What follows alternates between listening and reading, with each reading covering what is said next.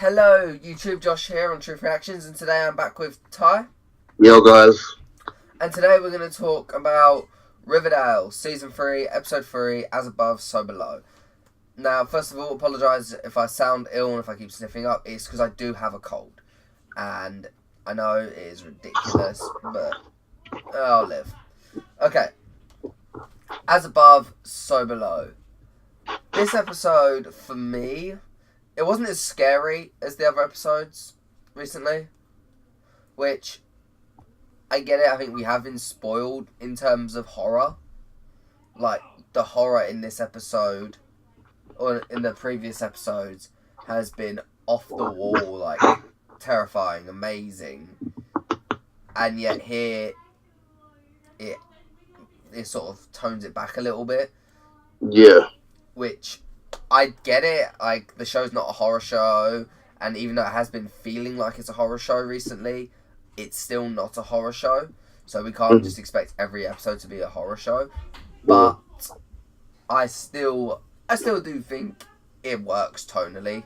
Like, just because it's not scary doesn't mean I think it's a bad thing. This episode really gets into the whole, what's the word I'm thinking for? The detective side of things, which I really like. I really liked that Jughead and Betty felt more like independent detectives in this episode. Yeah, I like the fact that they didn't stay together and Jughead did the looking for the manual and Betty went to the meeting. Yeah, we saw a lot went on in this episode, yeah. But I really like that. I feel like one element of the show that is starting to let me down a bit is the prison element. It's feeling very derivative of stuff we've already seen in other shows and films. And it's just honestly, like, I'm not liking it as much because of it. Because every scene we get just feels like, oh, that's Shawshank. Sorry, guys. Yeah, every scene is like, that's Shawshank, that's the Green Mile, there's so much going on that I'm looking at like, I've seen that before, and I hate how I've seen a lot of it before, because part of what I love about Riverdale is it feels like it's something I haven't seen before. Yeah. And something I do love about the show is it has this style, it's very stylized. And that is very evident with the cinematography in this episode. It is ridiculously stylized to the point where I can see why a lot of people don't like it. It is very much style over substance. And my favourite film of all time, Baby Driver, is style over substance. So, yeah, that's not exactly a bad thing in my books. But yeah, the films, I really enjoyed the film. The show. I'm really enjoying the show. I really enjoyed the episode. I feel like it wasn't the season's best, like, so far, but I don't think it was the season's worst.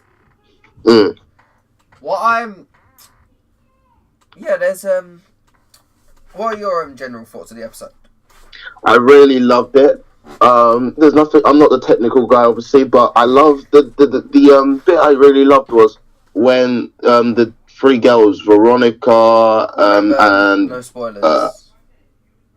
Are we gonna leave spoilers till later? Yeah, leave spoilers till later. Okay, cool. But the episode. All in all, then the episode was good. I really enjoyed it. I really thoroughly enjoyed it. There's nothing much I can say really. The past two episodes I've liked, and this one, I'm liking it so far. You know. I definitely think the show's better than. It did a better job at hooking me back in than Black Lightning did. But yeah, I can't say anything on that. I haven't watched Black Lightning yet. The newest episode, which I like. I only watched the first episode of season 2, and I'm not even gonna lie, I just did not care at all. They did nothing to engage me back in.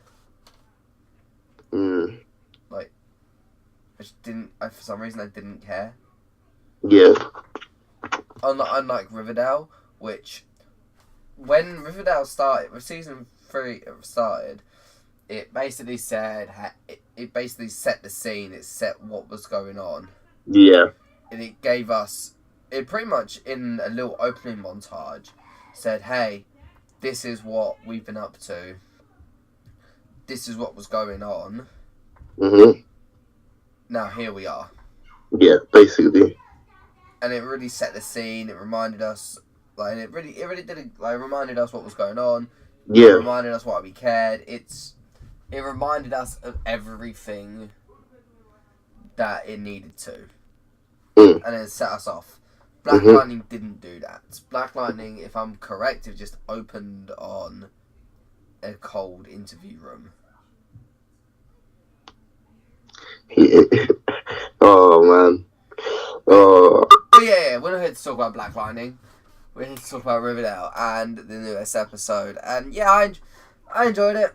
I don't think it's the show's best episode. I feel like the show didn't go into horror the episode didn't go into horror as much as I feel like it could have. But there were a lot of cool plot elements that I liked. There were a lot of things. There were a lot of things I really liked. And yeah, should we start? In fact, what would you give it out of 5? 4. 4 out of 5. 4 out of 5. Yeah.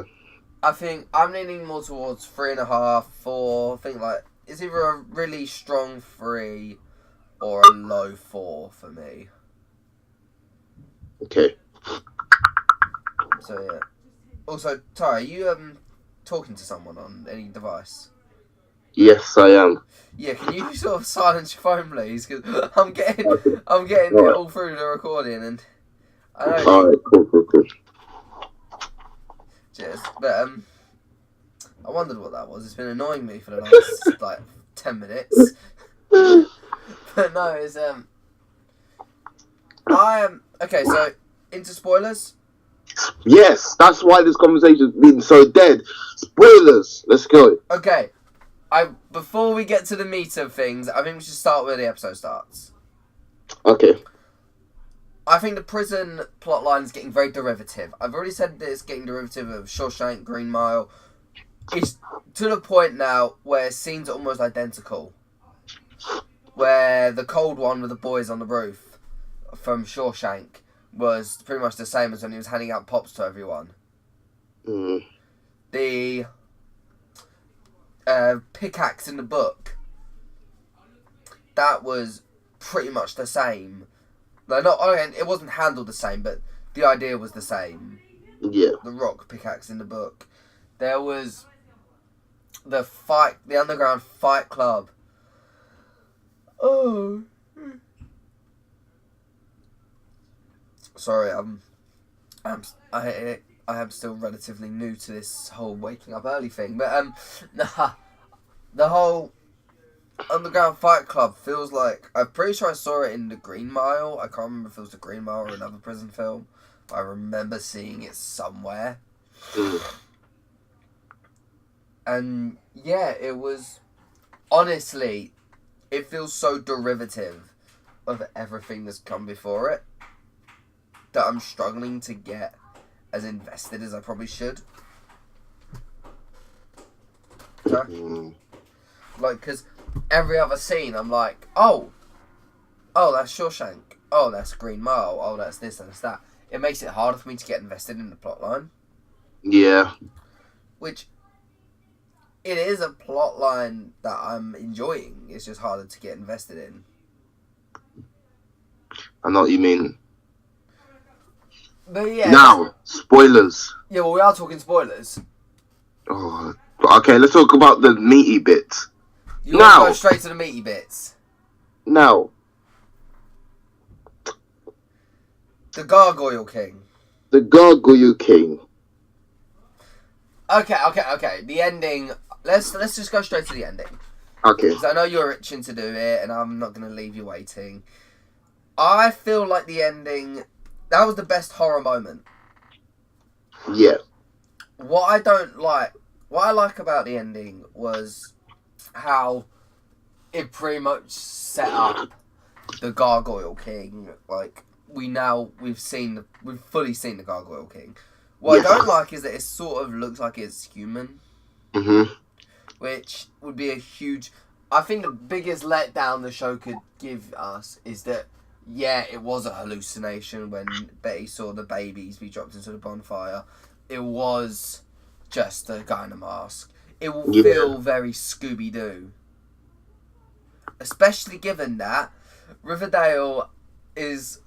season 3 is premiering today, or in the UK today, on the 25th of October. Season 3, episode 3 is premiering on the 25th of October. And on the 26th, the Chilling Adventures of Sabrina comes out. Yeah. Like, come on! Can you not see where I'm going? Can you not see like how much opportunity there is for a crossover? And if it is just a matter of the farm is just a regular old cult. Mm-hmm. Oh my god, I will be angry if it is. I really like the fact that I just love the whole thing of seeing can't remember her name, just saying, I've done what you need to do, what you want me to do, King. And with the whole, I just really can't wait to see what happens when the parents, and I mean all of them, find out that they are, the Gargoyle Kings, the Griffins and the and that the fact that everyone has the instruction manual now. Okay. The one thing, there's something I didn't buy about that ending is when Jughead goes, and within a week everyone was playing it. Surely, at least one of the sports guys would have looked at it and been like, oh, no, that's not for me, that's like, what do you reckon they would have said? Like, oh, I ain't playing none of that. I ain't playing none of that geek stuff. Yeah. I got football to play.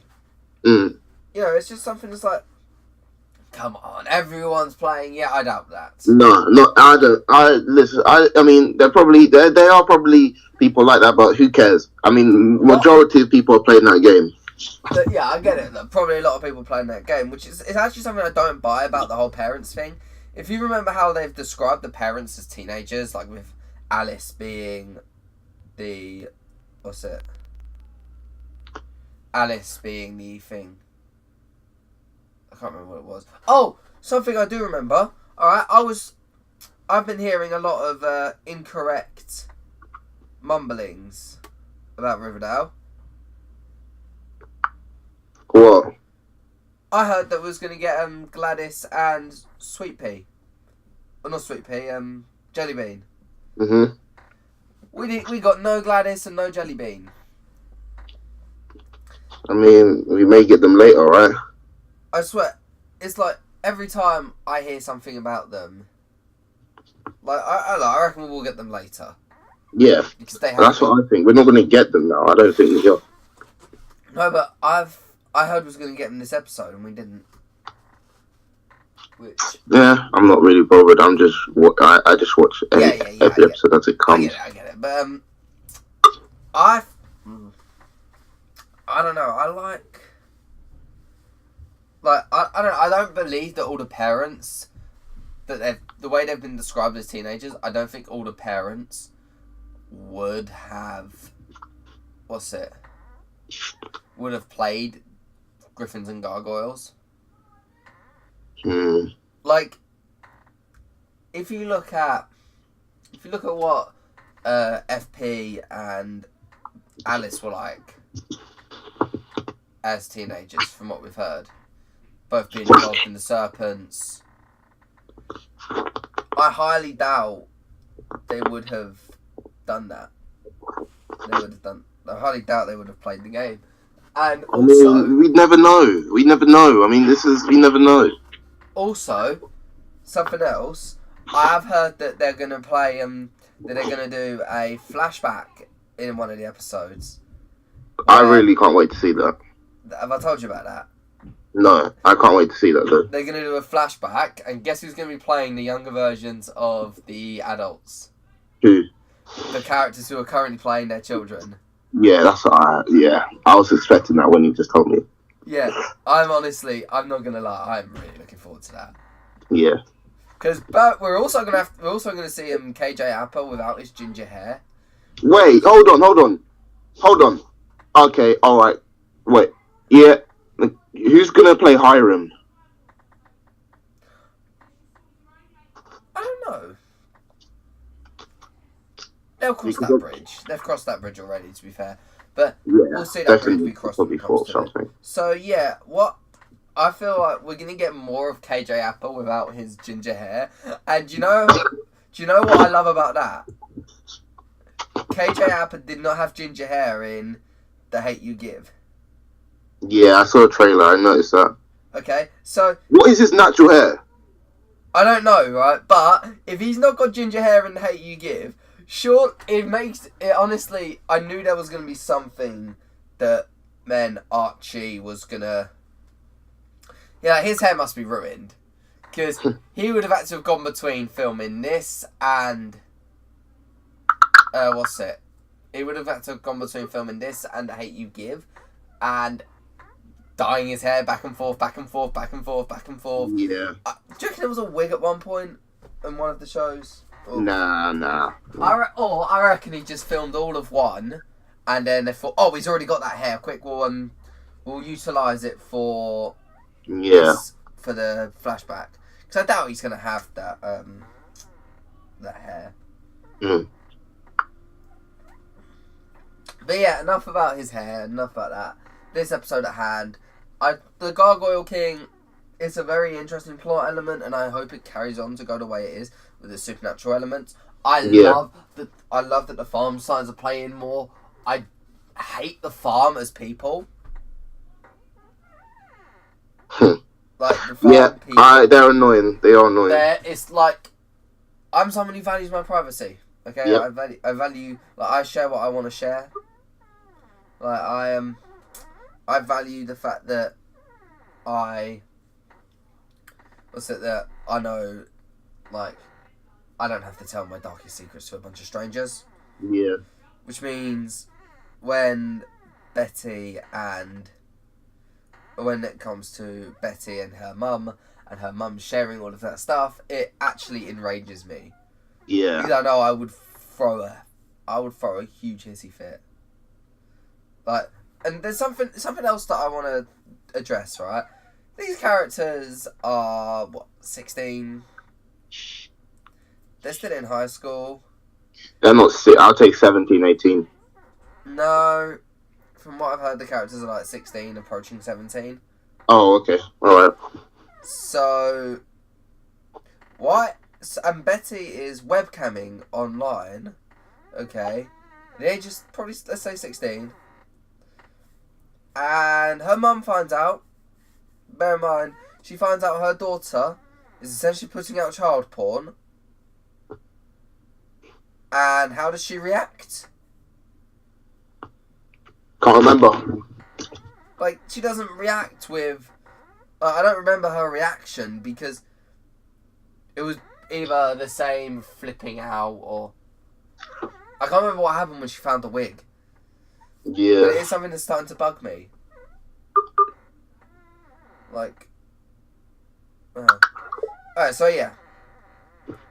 Also, your phone noises are appearing again.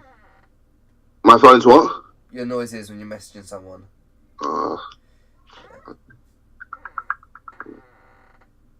But yeah, what's the word I'm looking for? I don't know, what I'm really enjoying about it is the fact that Betty and Jughead went off and did their own thing. Yeah, and you know the thing I really want to see more about? What? Betty's mum and Jughead's dad. Because I knew that they were a thing. They were a thing, but... Yeah, they're sort of like a background element we don't really need to know much of. Mm. Like, I don't know, it just doesn't feel like an element we need more of. Yeah. But it is an element that's there. I don't know. I feel like the show's starting to give itself a little bit too much to do. Mm-hmm. Like, you've got the whole Gargoyle King plot. Which is arguably the main plot. Then you have the farm, which circulates into that. The parents' backstory, which circulates into that. Mhm. And automatically, your main plot already has like 2 or 3 different subplots. Then you Yeah. have Archie in prison, Mhm. which now, given the scene where Archie's dad confronts the warden, has another subplot going with it. And then, automatically, you have Veronica and her speakeasy. And Veronica, like, how much did we see? Like, we didn't see anything about the abstinence of innocence thing. We didn't see any of that. It feels like there's a lot going on. Yeah. That the show's sort of like, it's starting little threads and it's not finishing them. Unfortunately. It's starting to annoy me a little bit. I mean, I'm a recreational watcher, so. Yeah, but for me, I'd watch it with a critical eye because that's how I watch everything. And I can get past the hyper stylized writing, cinematography, directing. I can get past the hyper stylized neon aesthetic of the show. Yeah. But I can't really look past all of these plot threads that just keep getting dropped. Mhm. Like, for me, if I was writing a show like this, I'd sort of have just 3 plots. 1, your main plot, and then 2 subplots. Yeah. Which really is the same as a film. Like, I'd play it like that, but run it over a longer amount of time. Mhm. And over time, I'll slowly add more and more and more, but never forget about the stuff that I've already added. Yeah. Which it feels like this is just forgetting about it. Don't know. But yeah, anyway, I think we're going on a tangent. I think we need to keep this short. We need to stick to. Yeah. So yeah. Is there anything else that we haven't covered about the episode? Not really. Oh, one more thing I want to talk about. Okay, the chilling adventure of Sabrina. I know you have no faith in this. I don't know. I don't know. I have a ridiculous amount of faith that the 2 shows are going to cross over. Okay. Because we've already confirmed, okay, there's already been an Easter egg for Riverdale in Chilling Adventure of Sabrina. They released the opening title sequence online. Yeah. I think it was like the same day or the day before. Oh no, it was the same day that it aired in America. The same day that the episode aired in America was when they released the opening title sequence. So, and in that opening title sequence, there was a Riverdale Easter egg. Yeah. There was a TV that sort of handled the transition. Like, it went from one shot and then that shot was revealed to be on the TV in the opening title sequence. But because obviously the opening title sequence was done in a comic style, the TV changed from what it used to be to a panel, or not a panel, but like a picture from the comics, and it showed Archie on the screen. Now, this was the based on the Archie comics credit, so it could just be a cool Easter egg. But given the season 2 villain was originally going to be Sabrina the Teenage Witch, the shows are coming out at the same time. Netflix has a hand in both of them. I don't know how much of a hand it has in Riverdale. It could just be international distribution, but still Netflix is involved with both of them. Yeah. Greg Berlanti is a producer on both of them. That it just feels too almost like convenient, you know. Yeah, it's all just I don't know. Honestly, I don't know. Alright, well, I think we should end it here. Yeah, I think we should end it here. Thank you guys for watching. We're If you enjoyed, on a tangent. thank you guys. If you enjoyed, please leave a like, subscribe, and I'll see you guys in the next week's video. Bye. You gonna say bye? Sorry? Oh yes, bye guys. Sorry, man's busy.